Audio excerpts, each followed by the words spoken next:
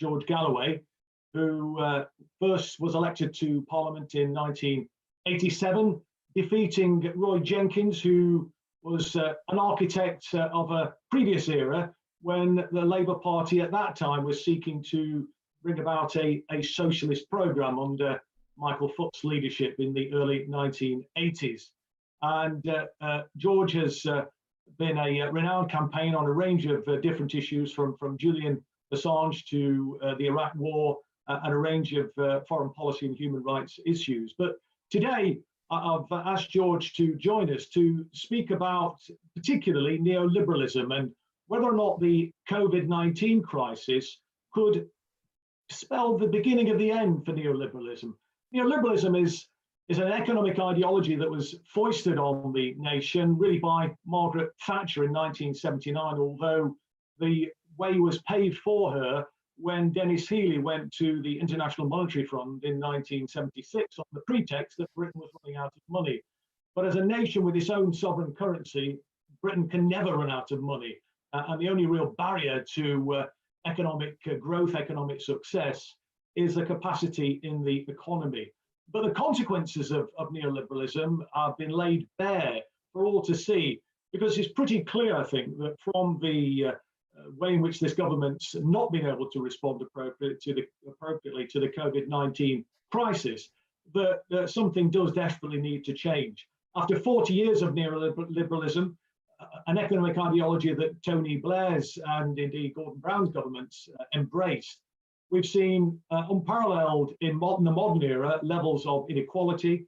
In the world's fifth biggest economy, we have something like 14 million people living in poverty. Precarious employment now is endemic throughout the land. Our public services are in meltdown, and many of them have been used as a cash cow for the private sector. So clearly, this sort of trickle-down economics, leaving everything to the market, has been a catastrophic failure in terms of ensuring that the fruits of the nation's economic success are shared equitably amongst its citizens. But George, you're somebody who has espoused socialism for some time. You've established a new political party now, which is fighting for socialism. What's your take on neoliberalism? And do you think that the consequences of the COVID-19 crisis, the aftermath of it, might lead us to a different path being taken in the country? Well, thanks for the introduction and the opportunity, Chris. It's always a pleasure to be on screen with you. The first thing that has to be said is the old Cuban slogan, "Walker, there is no path. The path is made by walking." So nothing is written, nothing is certain. It is not certain that it is the end of neoliberalism. But so catastrophic has been the neoliberal order. I mean, either it's a coincidence that we've got two blonde-headed leaders who have both produced the worst death toll in the entire world, and pound for pound, ours is up there even with the United States of America.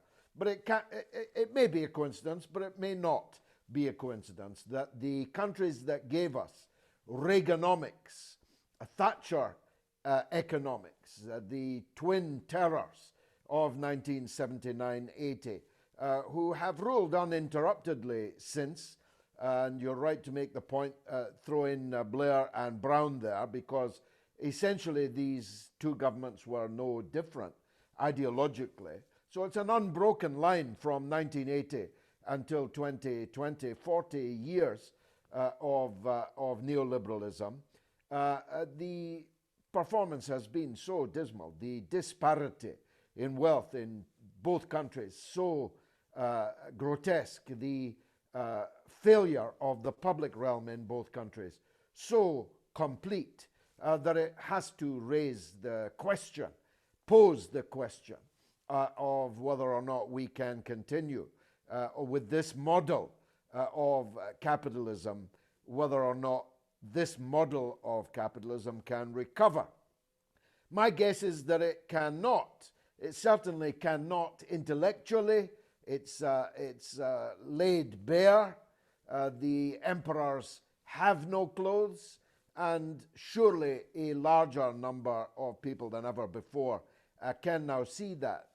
And it would be very difficult to make the ideological case for the Boris Johnson, Donald Trump model of doing things when this is all over, and it's far from over yet. That, of course, then begs the question, well, what instead of this model? And there, of course, there are far, far more options on the table. The South Korean model of capitalism, which is quite an unusual one, quite unlike ours, has been a rip-roaring success. So has the Singaporean. So it's not necessarily true that socialism is posed as the only alternative, or even the likely alternative. We have to fight for that. As Che Guevara said, the revolution is not an apple that falls from the tree. We have to shake the tree, and we have to make sure the apple looks enticing enough to eat. And we're not quite there yet. Well, you know, if you'd have said to me, and I suspect to you, 12 months ago, that a Tory government would be investing the amount of money that it is in the economy, albeit in a rather ham-fisted and haphazard way, you'd have said that you needed your head examining, I think. And so it's pretty clear, I think, that even this government recognises that their model of capitalism isn't fit for purpose in actually responding to this COVID-19 crisis. And I think there's an opportunity, isn't there, for those of us who want to see and believe in an alternative model, in a sort of a compassionate economic solution, which I think is only going to be brought about through a socialist program. But surely doesn't it give us the opportunity to say, look, when Theresa May said there was no such thing as the magic money tree, which is absolute nonsense, when you have, as I mentioned in my introduction, your own sovereign currency, you literally can't run out of money. You just create it in the Bank of England, the same in the United States of America, the National Fed there. You know, they don't have a problem with the availability of money. The issue is, surely, isn't it, the capacity in the economy. Do we have spare capacity in the economy? Is there a need in the economy? Well, quite clearly there is. We have millions of people who are still unemployed, even a bigger number of people who are underemployed in the United Kingdom. So there is spare labour capacity available in that sense. Then you look around and look at the crumbling state of our infrastructure, the desperate need that there is for a public housing programme. Our public services have been completely undermined. Our social care system is at the point of collapse. The privatisation model that's been inflicted upon it isn't working. And there's a huge need out there. Many, many people are not getting the care that they need. So it seems to me, can we not make the case, George, to say, look, there is a massive need in the country. There is spare capacity in the country. We have our own sovereign currency. Thank God, one of the best things, maybe the only good thing that Gordon Brown did was to keep us out of the Eurozone. So what's to stop us? I mean, what the Tories have demonstrated now is that they can find the money when they want to. Isn't that something that we should be arguing for? That, you know, there is a different way forward? Well, if you and I were the leaders of the Labour Party, and if this conversation were taking place on the BBC, then there would be every possibility of winning perhaps a majority of our people, certainly many, many millions, to that perspective that you have just ably outlined. But both of us are effectively expelled from the Labour Party, and we're not yet on the BBC, though our numbers are growing exponentially. Tonight on the mother of all talk shows online, more than 500,000 people will watch my show. So we are moving on up, but not yet there. And that point is not unimportant, because what you just outlined very ably, but at core, was ABC. Is the ABC of socialism, that labour is the source of all wealth, that the workers produce the wealth. And that's blatantly obvious right now. If the workers can't go to work, no wealth can be produced. We have the land, already. And what are the three components? They are land, labour, and capital. And as you rightly pointed out, the Tories are already manufacturing the capital. The presses are running right now in the Bank of England. The notion, the great money trick that Owen so wonderfully exposes in The Ragged Trousered Philanthropist is now laid bare by quantitative easing. So if we had the means of putting our alternative in front of the people, then of course we would stand a real fighting chance of winning our people to it. Of course, this is still raging. By the way, 4/5 of the public agree with us that the workers must not be sent back to work in a toxic environment.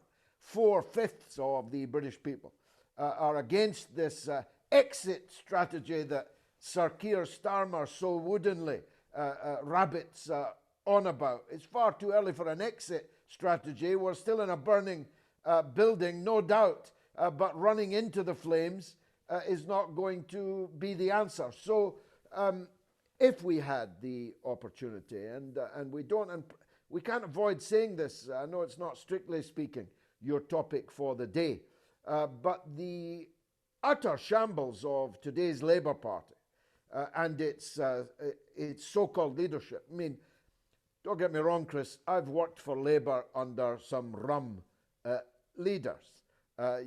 You know, he's not necessarily worse than every leader that Labour has ever had, but he's certainly the most ineffective and the most wooden and the most barren, and is headed in quite the wrong direction. And I mean, so we've certainly no got... No, just one last point. There's no possibility of this Labour Party under this leadership outlining the alternative, the socialist alternative, in the way that you have just done and the way I'm trying to do. No, I mean, and I think the truth of the matter is that we've only probably had 2 or 3 occasions when we've had a leadership that's been willing to espouse a socialist program. Michael Foot, I think, although I don't think Michael got particularly close to getting into office. Although having said that, when Michael was first elected, as you'll recall, in that first year or so, Labour hit over 50% in the opinion polls, and it was only the advent of the SDP and then the so-called Falklands Pact, I think, which saw Thatcher winning a landslide victory in the 1983 election on the smaller share of the vote than she achieved in 1979. But isn't it the truth? I think the scales have been removed from my eyes, George, really, having spent 44 years devoting myself to the Labour Party. But isn't the truth really that ever since the franchise was extended in 1918, that for most of that time, if not all of that time, the Labour Party has been used as a tool of the establishment, really, to maintain the status quo? And isn't that really why the attacks were so virulent against Jeremy Corbyn? Because the programme, and it was a fairly modest socialist programme, it's got to be said. I don't think that they were quite as radical on the economy as I think they should and indeed could have been. But nevertheless, they were going to disturb the status quo, and it was for that reason, I think, was it not, that they were attacked, all manner of smears, and you've been subject to many smears, as you'd be well familiar with that, George. But it seems that the establishment, the powers that be, are not prepared to see any disturbance of the status quo. And regrettably, there are many willing saps inside the Labour Party who are prepared to do their bidding, maybe their fifth columnists. And what I found particularly regrettable in 2018 was that the leadership didn't actually get behind the proposition to try and seize back, wrest control of the Labour Party and put it into the hands of its grassroots members. And I think had we democratised the party in that way, had we made the Parliamentary Labour Party accountable to its members, we might have had a better fighting chance, might we not, of Labour adopting a more socialist program. But in the reality now, I think we are in a situation where, like the United States, the two main parties are two sides of the same coin, aren't they? Yes, two cheeks of the same backside, and never has that been more apparent now. As somebody joked on Twitter the other day, perhaps Keir Starmer will be the godfather to the new Boris Johnson child. So obvious has it been over the last few weeks when the Tories were there for the taking, when the country was falling apart, when our health service was falling apart. Along came the Labour Party to say now is not the time to be criticising and posing a distinct alternative. So it's more clear now than perhaps it's ever been, and it has been in the past, pretty obvious, that the Labour Party was Plan B, that the Tories were Plan A for the operation of capitalism, but if need be, if something has to be allowed to give a bit, then let's have a safe Labour Party that is not going to existentially challenge the ruling capitalist model, is not going to existentially challenge the imperialist foreign policy model. And of course, every Labour Prime Minister to date has fitted that bill, Tory Plan B.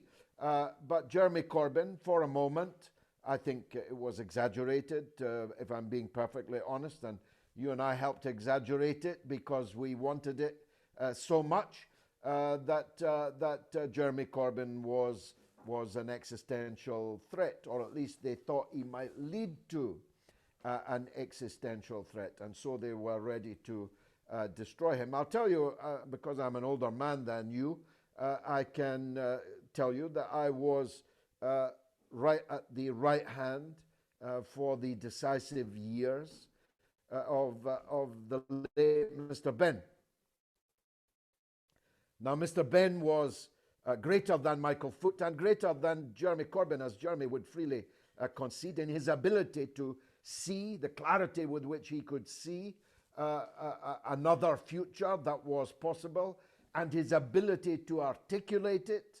And by the way, this was in an era before the internet, long before the internet or YouTube or Facebook or Twitter. Imagine if Mr. Benn, at the height of his powers, had access to these tools, instead of just a very narrow media that did its best to convince people that he was mad or bad or both.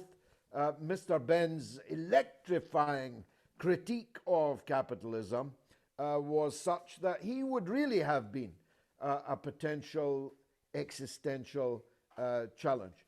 But that's never going to come again from the Labour Party. If the Labour Party could not be democratized under the leadership of Jeremy Corbyn and John McDonnell and Diane Abbott and so on, then it's not going to be under Keir Starmer and Rachel Reeves. So Labour Party members watching this, and many will be, have to face the fact that they are now locked into a future of fighting against their own party for the rest of their political lives and failing. Because if you couldn't succeed under Corbyn, you're not going to succeed under Starmer. They'll make sure the rules are written in such a way as to make it literally impossible for you to succeed. So the future has to be looked to elsewhere.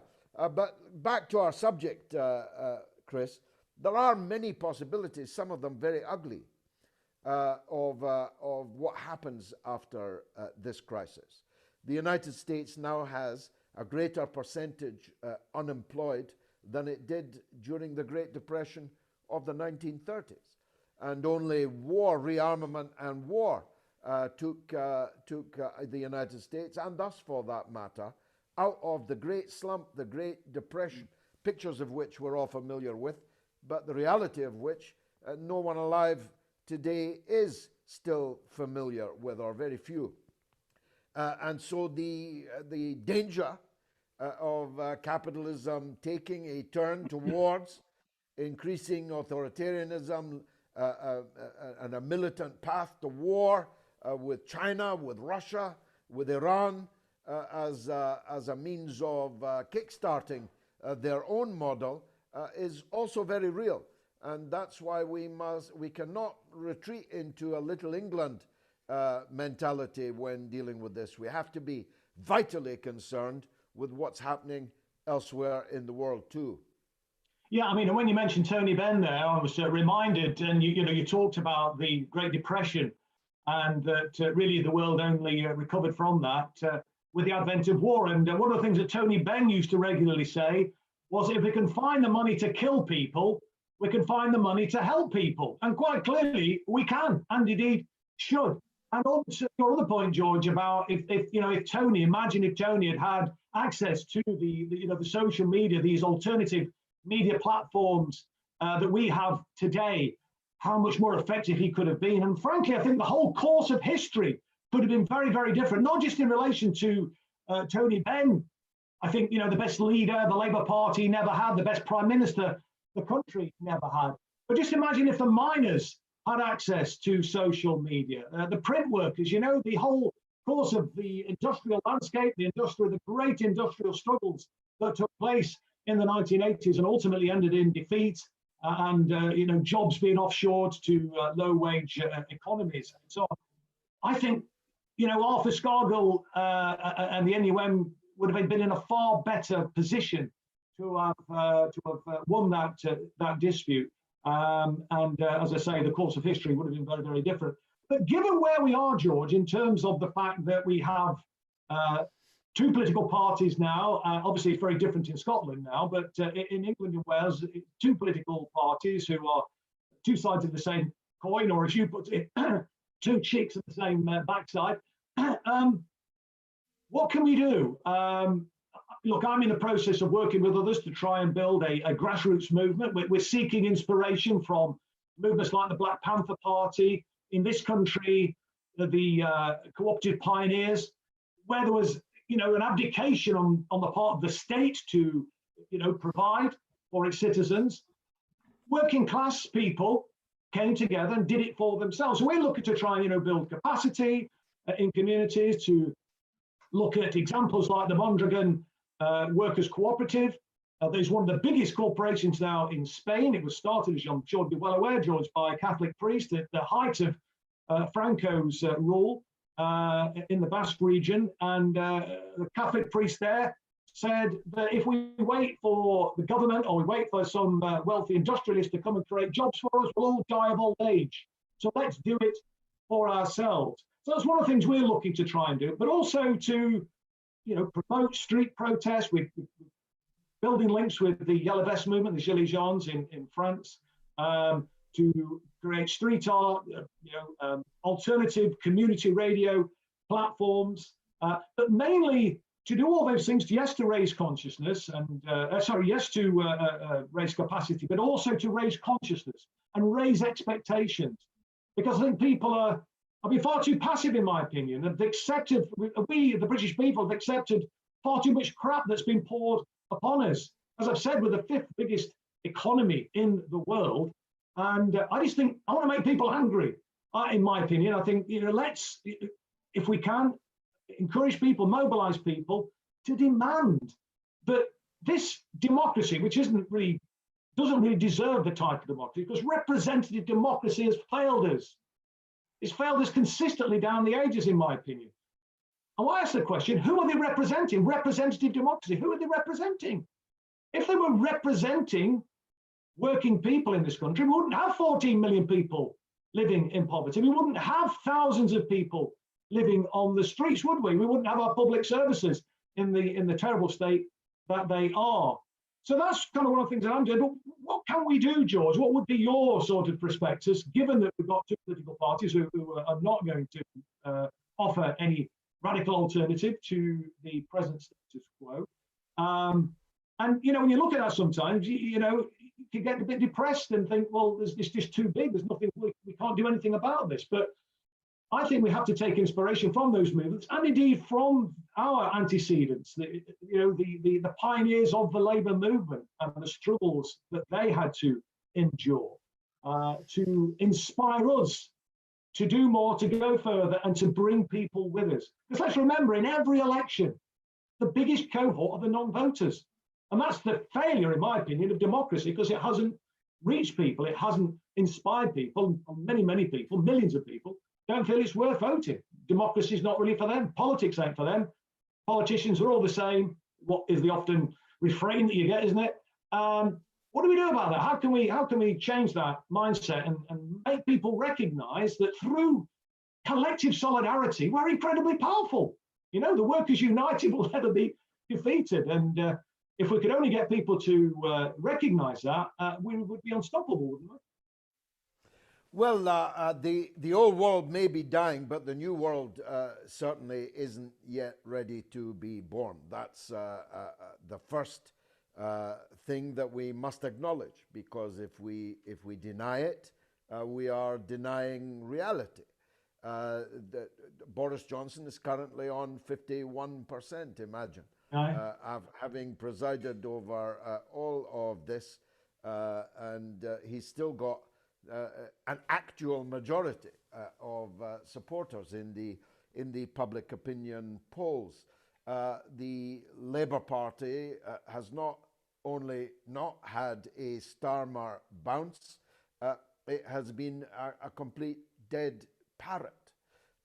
And the likelihood in Scotland and Wales of Labour ever coming back, in Scotland, Labour has just recorded its lowest ever share of the vote in public opinion polls, 14%, mustn't exaggerate, 14% of the Scottish people intend to vote Labour next May for the Scottish Parliament. So Labour certainly isn't coming back in Scotland, and it is now, the Tories are now twice as popular as Labour in Wales. Do you ever think you'd hear such words? And little Sadiq Khan, the disastrous Labour mayor of London, is 6% ahead of the Conservatives in London, which is the only region in the entire country where Labour is in the lead, and only by 6%. So an alternative offer to the British people certainly needs to be made. Now, of course, your grassroots movement idea is not in any way antithetical to what we are doing. We are doing things that can be complementary to each other. But I'm the leader of the Workers' Party of Britain. We have a very clear socialist program, and we are recruiting hand over fist.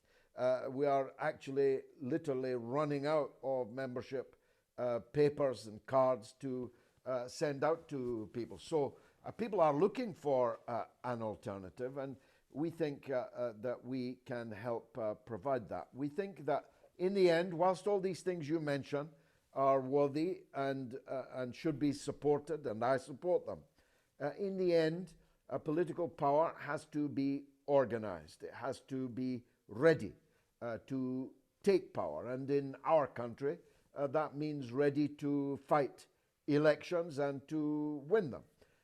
It's not that elections are enough in and of themselves. There has to be a mass movement in support of the political program of the Socialist Party. And Mr. Benn had that, Mr. Corbyn had that, and in Mr. Corbyn's case, I'm sorry to say, they threw it all away. They were not only not prepared to carry through the tremendous swell of hundreds of thousands of people who were joining them, to carry that revolution through and reform, transform the Labour Party and its democracy and so on. Not only were they not prepared to do that, they even allowed the political assassination of their own people. And you are the best example of that, a living martyr to the failure of the Corbyn surge to take us there. So, as Mr. Ben, we've quoted him many times today, as Mr. Ben said, it's never over. There is no final victory. There is no final defeat. There is only struggle. And when we are too old to struggle, that 4 or 5 more come to pick up our rifle when we fall. So that's what we're doing. And building alternative media, as you mentioned, is a critical part of that, because without an increase in consciousness, we aren't going anywhere. We simply must win millions to our ideas. ITV, Robert Peston, is not going to give us the opportunity to do it. So we must use the revolutionary tools of the internet that now exist to build these platforms for ourselves. So I wish you all the best, Chris, in everything that you do. I did say at the time that I would never leave you alone to face the struggle that you have faced, and I never have left you alone. No, and I appreciate that, George. Not going to start now. No, and I really appreciate that, George. And I've got to say, without sort of, blowing smoke at your backside in that sense, you are the personification of solidarity. And frankly, if there had been a little bit more solidarity from members of the Socialist campaign group of Labour MPs, then not just for me, but for many, many, many other people, and Jewish socialist members of the Labour Party who were shamefully accused of anti-Semitism, and at least one who I know whose parents survived Auschwitz, who was born in Israel, who served in the Israeli Defense Force. He's a very strong pro-Palestinian campaigner now, lives in this country now, obviously, was a party member. Similarly, his wife, born in Israel, also served in the IDF, and both of them very strong pro-Palestinian campaigners for human rights. I mean, who wouldn't be a pro-Palestinian? If you believe in human rights, you've got to be pro-Palestinian. I mean, what's been happening there with the Israeli apartheid regime? And they were expelled from the party, accused of anti-Semitism. It's just, I mean, you're kind of through the looking glass. I mean, it makes my blood boil every time I talk about this, because there's so many. I mean, there's people like Jackie Walker, who I know you've interviewed on your programs, George, and I really do thank you for your support and solidarity, and you certainly led the way. And if only people, I don't know, you regularly posted about it and actually listened to you, then we may have actually gone a little bit further. Because what was happening, and you're quite right, I put it like this, that Jeremy's Praetorian Guard were being systematically executed, essentially, and so his strongest allies, his strongest supporters, his most effective supporters were being thrown under the bus. And in the end, the ultimate goal was Jeremy and the Corbyn project. And it's game, set and match, isn't it? They've totally succeeded. But what is ironic, before I go to some questions from viewers, I've got loads of questions coming in now, isn't it, that all of the malcontents in the Parliamentary Labour Party who were telling us that Corbyn couldn't win, that socialism, this kind of extreme socialism as they described it, was a vote loser, when we know all the opinion polls actually suggested that certainly the domestic programme is overwhelmingly popular. And here we are now with the new leader, and they are absolutely tanking in the polls, as you've just very ably outlined, George. But George, let me just go to some questions, because they're piling up, and we did actually offer the opportunity for viewers to ask questions. And I'm sure a lot of people like to take the opportunity, as we've got both of us on the programme together now. And although we said we're going to go for an hour, George, I hope you're okay with that. We were due to finish at 2 o'clock, we were due to kick off at 1, but because of the technical difficulties, we ended up not starting till 10 past. So you're okay for another 10 minutes? So we'll finish at 10 past. That's great. Yes. Let me just go to then a question then, George, from Andrew McMenaman. And he said, how do we unite the many branches of the left so that we can become a formidable force in politics? What's your thoughts on that, George? Well, there's 57 varieties, of course, of the left, and all have a different take on ideological questions, strategic, tactical questions. We should, as far as possible, avoid attacking each other It's a marketplace of ideas. We should try our best to sell our ideas to people, but as far as possible, avoid attacking others. There will be some people who will be in a position to fight elections, and some people who will not. It would be, of course, useful if if we were not standing against each other in elections. That would be useful. And as time goes on, as the struggle goes on, we'll be able to, I think, find issues on which we can agree and cooperate. Let's take a hypothetical. If there is war between the United States and Iran, we'll stand against that war. And all of us who do should march together. We should, of course, retain our political identity and our ideological identity, but we should be prepared to unite against such monstrosities as war. Still more if the war is against China instead of Iran, and no one should entirely rule that possibility out. Ditto when the railway workers or the postal workers are struggling to defend their wages and conditions and employment levels, then obviously all people who regard themselves as socialists must be with them. But we're not going to get, neither do I want a situation where every Trotskyite organization comes together and all the Trotskyites come together with thee and me and so on. That's a pipe dream. We're trying to build a party without liberals and without Trotskyists, so we'll see how we do. Well, good luck with that for sure. Certainly the Liberals have been a bane of my life, a bane of the Labour Party's life. That is a certain fact. And I think, as Joe Cox said, there's certainly a lot more that unites us than divides us. And the Labour Party under its present leadership seems to be taking the party in a particular direction. And some people have been critical of me for suggesting that it's pointless staying in the Labour Party.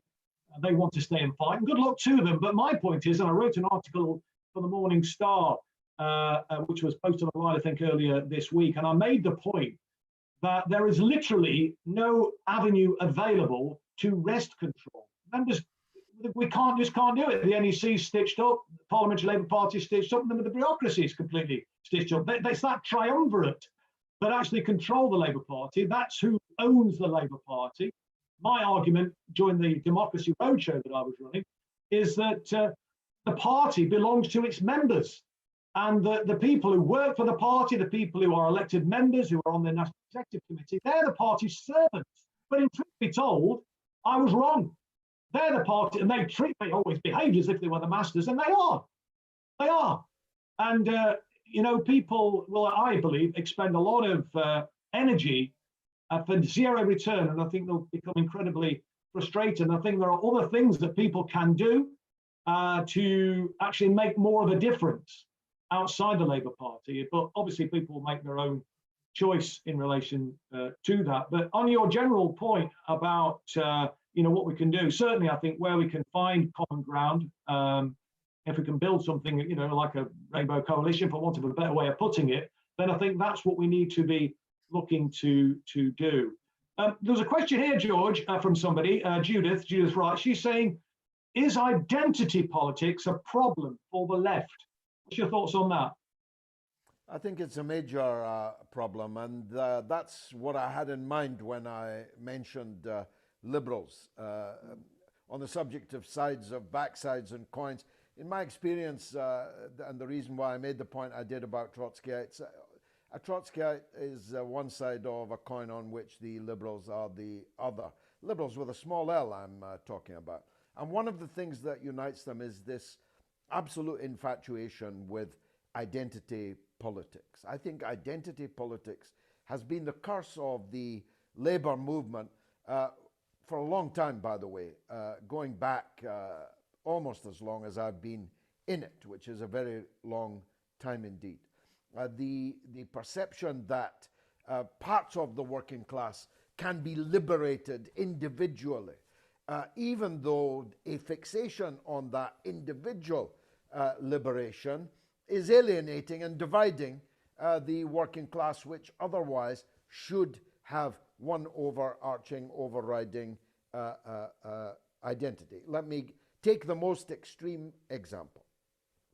I don't know how many transsexual people there are in the country, and I swear to you, as God is my judge, and from a pure heart, I wish no harm on any transsexual, and I would literally die, give my life's blood to stand beside them if they were under attack. And I ask you before God to believe me on that.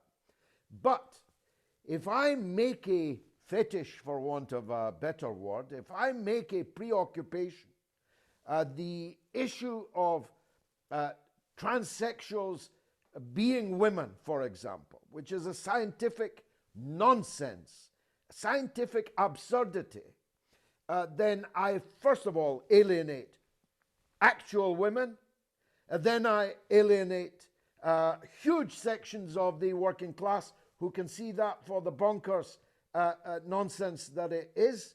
Then I allow the ruling classes, mass media, to get to work on me, and before you know it, all the other things I stand for can't get a hearing because I have made myself a caricature of liberalism by insisting, as Rebecca Long Bailey did, as Lisa Nandy did, as everyone except Keir Starmer did, this absurd incantation that transsexual women are women. They're not. They're something different. And they have rights, and they must be defended, but they are not women. Now, I give you that extreme example, but there, of course, are other examples. You don't need to be Einstein to work them out. But it became a litmus test of whether or not you were left to agree to that. And, militant feminists who've, over the ages, been known as militant feminists were being kicked out of the Labour Party, being no platformed in universities and colleges. Germaine Greer, deplatformed.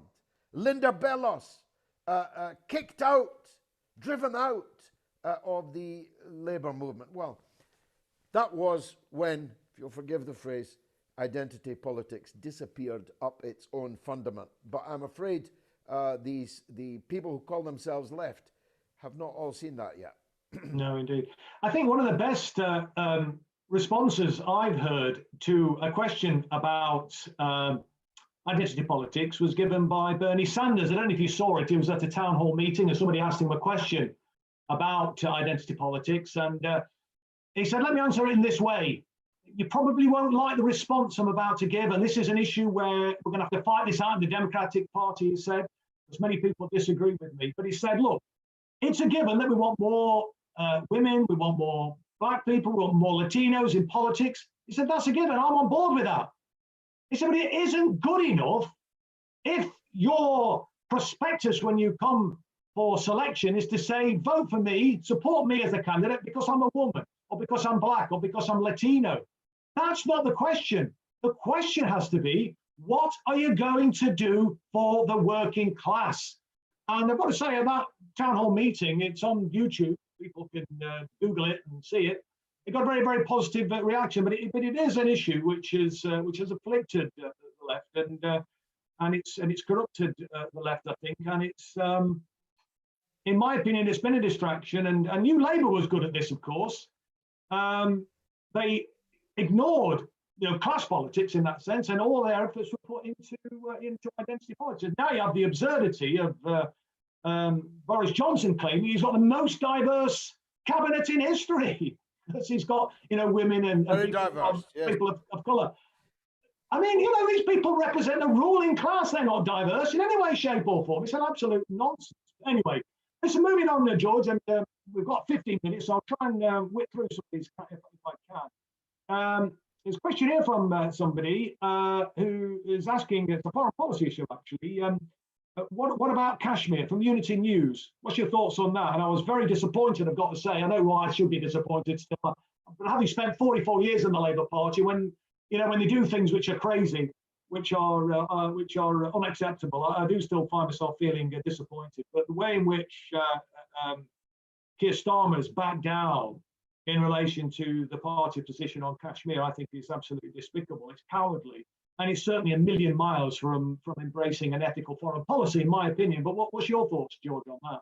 Yeah, it's not only an utterly immoral turn by Starmer on the Kashmir question, it's also electorally suicidal. Yeah. The reality is that Labour had a huge vote of 1 million or more from people of Kashmiri origin in this country who would never have considered voting anything else but Labour. And Keir Starmer just threw all of that away. His betrayal of the Kashmir cause and Labour Party policy, for that matter, is absolute. He says that the fate of the people currently under maximum quarantine. You think we're living under quarantine?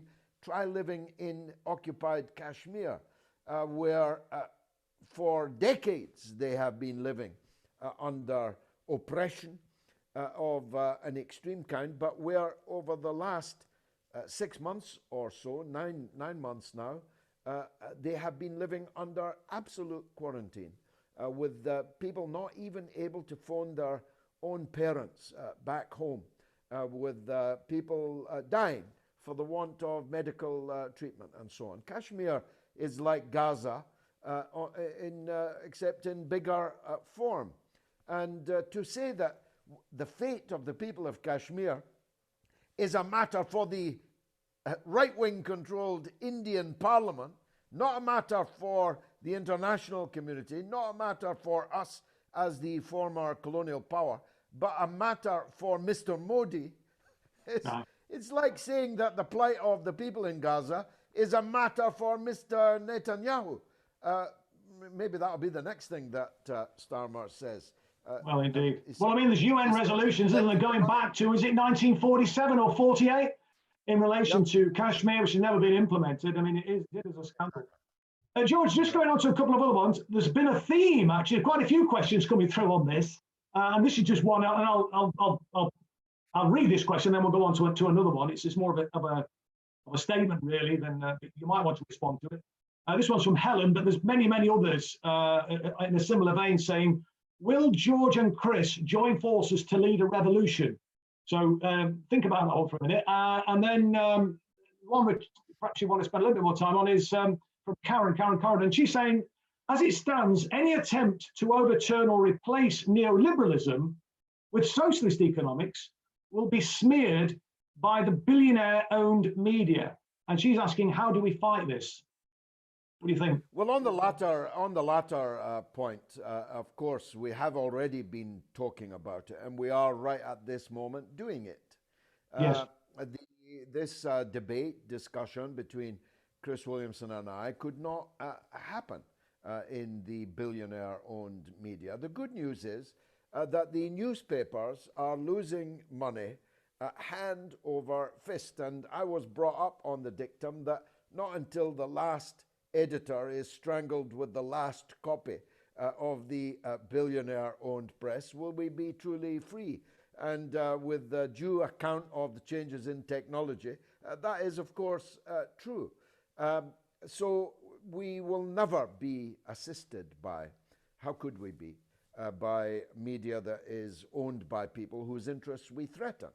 We would be asking them for Christian charity way beyond their means to give, to allow them to help us. But the good news is, whereas I, and to some extent Chris, because he's younger, because we grew up as activists where you used to have to type a stencil and put it on a drum full of ink and turn a handle and produce an A4 piece of paper, smudges and all, and then cut that A4 piece piece of paper into smaller parts, and then go out onto only your own street that you could reach with your own legs, and hand it out to bemused passers-by. All of that is gone. And I have well over 1 million followers on social media that I can and do communicate with all day long. And this method is even newer. The one that Chris is using now, this Zoom, and we do it too. We have a public meeting every Tuesday night, a members meeting every Wednesday night by Zoom. So that's the answer to that question. We are forging new paths, and we need to get better at it. And younger people who are more familiar with the keyboard need to help older lads like Chris and me to make the transmission of our ideas ever more attractive and smooth and uninterrupted. And we are perfectly capable of doing that. Chris and I talk all the time. We are brothers. I have stood beside him in his worst moments, and I will always do so. I hope that we can work together. I hope that we can fight campaigns and elections even together. But that's obviously for the future and not to be decided in public on a screen. But both Chris and I are equally committed to a socialist transformation of Britain and indeed the world, and we'll do whatever we can to work together to achieve it. And just talking about us being a couple of old lags, George, we have to also remember that 60 is the new 30. So, you know, we've got plenty of life in us yet. So if people are thinking that we are going to be hanging up our boots anytime soon, they've got another thing coming. In fact, my wife thinks I'm 45. Yes, well, there you go, mate. Yeah, well, 60 is the new 30, mate. You're only, what, about 33 now, are you? 32 and a half or something like that? So, yeah, so there's plenty of time for us to go. Sonia Latchford's asked an interesting question, George. She's saying, if either of you were able, would you return to the Labour Party? I can't speak for you. I certainly would not. I've got to tell you, and Chris already now knows this, he was slower to know it than me, that the Labour Party is the most, and Labour MPs and Parliament are the most unfraternal, the most vicious, the most self-seeking, the most individualistic place I have ever worked. I started work in the Michelin tire factory in Dundee in Scotland. It was a far more collegiate and fraternal place to work than the Labour Party. There was amongst my workmates a feeling of us, feeling of us and always. I'm afraid that is not present in the Labour Party or in Parliament, and I could think almost of nothing worse than to return to the Labour Party. From my point of view, and I know Chris has said this too, the Labour Party really is truly finished, and you're living in denial, and you're only setting out on a path of great pain for no purpose if you are one of those who says you're staying in the Labour Party in order to fight. Fight for what? You're going to fight your own party. You're going to fight your own leader, and he's going to make sure that you do that fighting with one arm tied behind your back and your legs chained together to make sure you can't fight effectively. I mean, look, the party in the country, there are many very decent people, although I know thousands, probably tens of thousands have now left the party. But George is absolutely right about the parliamentary Labour Party is an incredibly toxic, nasty, bullying environment, and all of the things that were levelled against the supporters of Jeremy Corbyn about smears and about bullying and all stuff which is put out, the alleged attacks that were being perpetrated against right-wing, predominantly female MPs. The argument was that we were so obnoxious, the people on the left, that they were bullying female MPs, which was a complete falsehood. most, if not all, of those attacks were from the extreme right on the on social media and so on. But in the parliamentary Labour Party meetings themselves, I don't know if it was like when you were there, George, but I've never encountered such a toxic environment. In my very last meeting, I was asked to go along by people in Jeremy's office because Jeremy was speaking about Brexit. And I said, are you sure you want me to go? Because they hate me. Whenever I turn up, they heckle me. And they said, no, we'd like you to go and speak. So I said, fair enough. And I tried to make a contribution. I wasn't just heckled, I was absolutely howled down. And the sort of things I was saying was that, look, we all joined the Labour Party, didn't we? Because we believed in social justice. We all joined the Labour Party, didn't we? Because we believed in some sort of an ethical foreign policy. Actually, I'm not sure they did in reality, but anyway, I was making that point. And I said, can't we find it within ourselves, therefore? Maybe we're taking, different tracks, different roads to reach the destination, but ultimately our destination is similar, isn't it? It's the same. I was absolutely howled down for saying such a thing. And I even evoked Joe Cox and said there's more that unites us than divides us. And again, I'm not sure that was true in reality.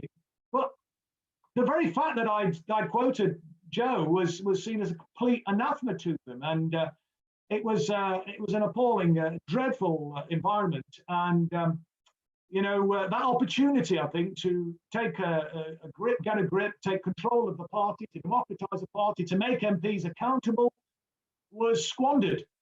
And I don't think that opportunity is ever going to come back again. And so I think we need to, in my opinion anyway, focus on a different way forward. A question here from Lizzie, George. We've got about less than 5 minutes. This might have to be the last one. And very many apologies to the many other questioners. I'm sorry, we just don't have the time. But she's asking, American trade talks start tomorrow. How can we stop the sale of the National Health Service? Any thoughts on that in the last few minutes? I think myself that it would be very difficult for Boris Johnson in this current climate to put the National Health Service on the table in the negotiations with Donald Trump. You can't rule out, of course, their chutzpah, their insouciance is high. But I very much doubt if the National Health Service will be openly and above the table placed upon it. But you see, the process, there's more than one way to skin a cat. This cat has been being skinned for 40 years, not 10. And the salami slicing of the National Health Service will, if they can get away with it, continue. And the United States government, if it stays true to its course, will publicly disavow any wish to take over the National Health Service. But they've got their man in there anyway. The Mr. Stevens and his background in the private healthcare industry, it's Crippen being put in charge of the blood bank. That's already been achieved. So the process of privatization, sell-off will continue by stealth if they can. But I don't expect anything dramatic in the trade talks, selling off the NHS. As we know, every Thursday night now at 8 o'clock, the National Health Service is by far the most popular thing about Britain. And any politician would have to proceed with betraying it with great danger, and I don't think that will happen. I'm sure if they could, they would, but it may be just politically too difficult for them. And I think we need to take heart from the wonderful outpouring of solidarity with the NHS and health workers that we're seeing every Thursday. And remember those words, and I quoted them the other night when we had Dr. Bob Gill and Dr. Sarah Gangoli on Resistance TV, and the words of Nye Bevan, who said that the NHS will last for as long as there are folks willing to fight for it. George, we're sort of out of time, but I just want to ask this very final one because it's from Cyril Chilson. Cyril is one of the Jewish members of or former members of the Labour Party, who was expelled from the Labour Party, whose parents survived Auschwitz. It's one of the most grotesque, disgusting, and despicable actions that the party took against Cyril, and I just feel I should just make the point that Cyril has put in his question here. Well, the first thing is a statement, and then a very quick response from you, George, if we can, on his question. But he's saying, given the disgraceful witch hunt and the ensuing submission of the Labour Party to the henchmen of a foreign country through the infamous 10 pledges that you'll remember that all three candidates signed up to from the Board of Deputies, how can the left see a future in the Labour Party? But his other point is, what's your opinion of Blue Labour? And that will probably have to be the last question, George. Any thoughts on Blue Labour? If you're familiar with Blue Labour, Maurice Glassman's out there. I am. To be perfectly frank, I'd be closer to Blue Labour than I am to Starmer Labour or Blair Labour, but Blue Labour doesn't go anywhere near far enough. But in terms of their identification with the country and its people and its traditions, I identify with that. I'm quite a socially conservative person, and I think that the majority of the British public, even those that voted Labour, were always a bit concerned about the extent to which Labour seemed kind of alien to them, going against the grain for them. I've always loved Spitfires and Hurricanes and always advocated that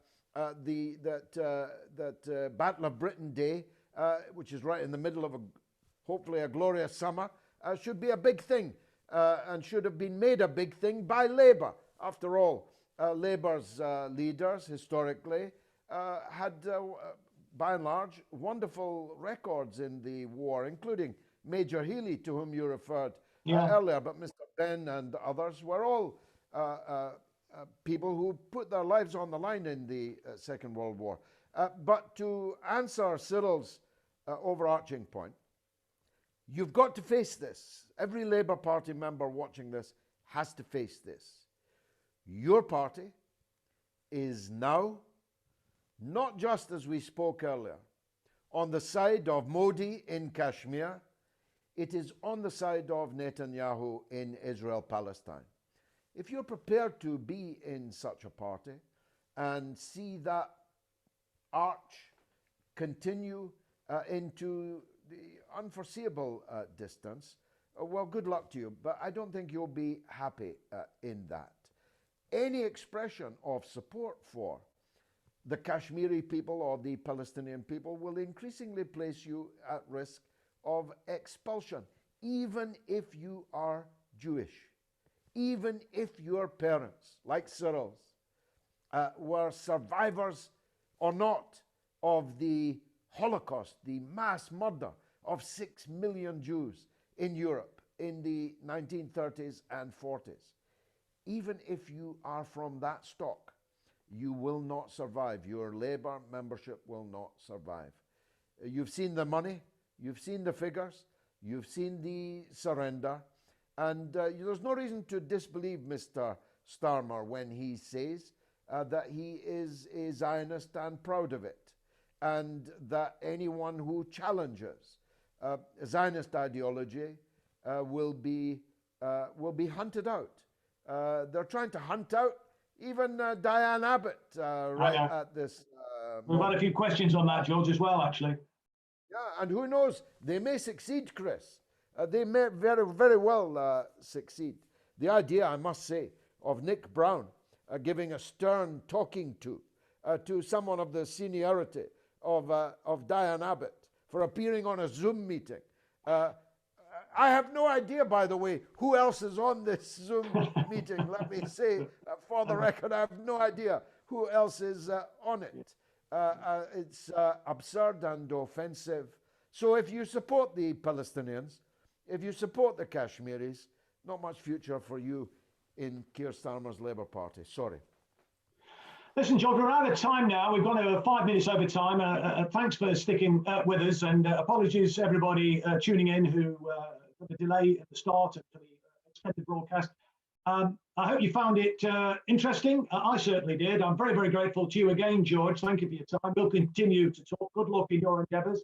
And hopefully between us, we can actually overcome the massive forces which are ranged against us. But I'll just leave people with the message that, look, unity is strength, and if we recognise that our collective solidarity and can come together in unity, then we will overcome. We will overcome all of those odds. We just have to recognise the power which is in our own hands. It's up to us. I know George and I certainly will, and many, many others will do everything we can to try and defeat the forces which are ranged against us, and to try and build a kind of decent, compassionate, caring country that I think the vast majority of the British public want to see. So thanks again for tuning in, and good afternoon. Thank you.